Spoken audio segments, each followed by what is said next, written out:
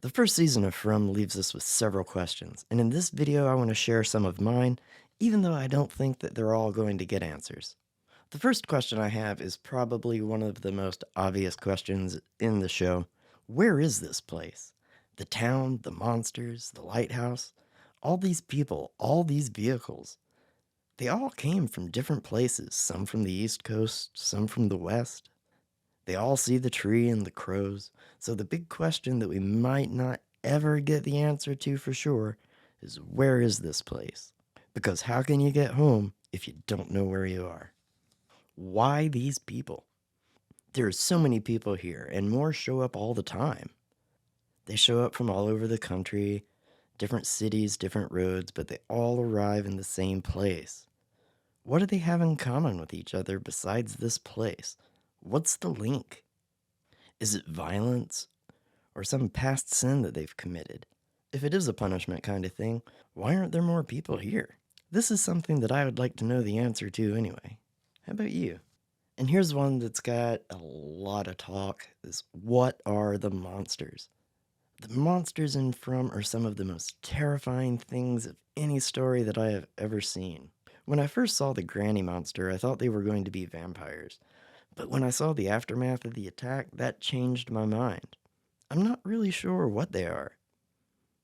I heard this one guy saying that he believes that they're Wendigo, and I don't know much about Wendigo, so I looked it up on Britannica.com, and it said, some legends say that the Wendigo is an emaciated figure with ashen flesh. Others describe it as a giant creature up to 15 feet tall, or as a beast that grows larger the more that it eats. It may have sunken or glowing eyes, and sharp yellowed fangs and claws. Its lips are chewed or entirely missing because it's eaten them. It may be hairless or have fur, and it may have pointed ears, horns, or antlers like a deer. It smells of rotting flesh and is usually first detected by humans by its horrible odor. Wendigos are believed to have exceptionally sharp eyesight, hearing, and sense of smell, as well as superior strength and speed in order to stalk and overpower its victims. They live in colder climates among the woodlands and lakes of Canada and the northern United States. A shaman may be the only person who can subdue and destroy a Wendigo, using either silver, steel, or iron bullet, or a dagger. Some legends, however, claim that Wendigo's heart must be cut out and melted or burned in a fire before its spirit is truly vanquished. The Wendigo is sometimes described as a spirit rather than a physical presence. In Cree mythology, for example, the Wendigo is believed to be an evil spirit that possesses humans. The spirit enters the person by biting him or her, or through a dream. The possessed person becomes cannibalistic or otherwise deranged or violent. Some people are believed to be more susceptible to becoming possessed by a Wendigo, including those who are greedy or gluttonous, as well as those who are suffering from hunger or starvation. There are a few things in the description that work with what we see, but I don't think that's what we're dealing with. To be honest, I don't think it matters what they are, even though I want to know. What matters is how they affect the lives of the people that live here. The boy in white. When Ethan first saw the boy in white, I was like, nope. I don't do creepy kids and stuff. But I had so many questions already at this point, I wasn't going to let that stop me from this show. He doesn't seem to be a bad spirit, or whatever he is. He comes around to act as a guide when things are going down. He has some kind of connection to Victor, Ethan, and Sarah. At the moment, that seems to be a good thing. But I just have this feeling that that could change at any time. If he ever doesn't do anything to try to hurt them, what does the connection to Victor and Ethan and Sarah mean? Is he their future fate in this place?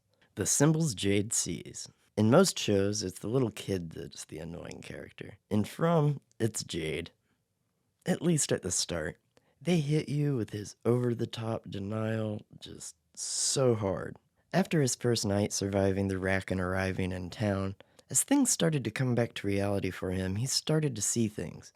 But the symbol is always in his visions.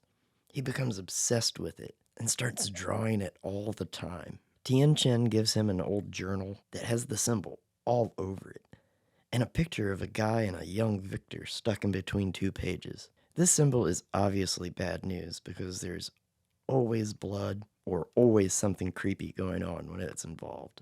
What is it? What does it mean? And what does it mean for Jade? Can Sarah really be trusted? One of the first people that we see in this show is Sarah, as she's locking up the diner as Boyd is walking down the street, ringing the bell. We focus on her two more times in the first episode. As the Matthews drive through town in the RV, the first time she is on the steps of the store as they drive by. The second time she's walking down the street and Jim asks her for directions and she just walks off. This seemed to me to be a clue that she was going to be a key player. The conserving of resources and the mental breakdown that happened in the clinic had me thinking that this place had gotten to her and she had snapped. Then the event in the diner with the writing on her arm that told her to get rid of the boy. So we're obviously dealing with some kind of possession that's going on here, or at the very least, some sort of psychic link. I don't think that Sarah is an evil person.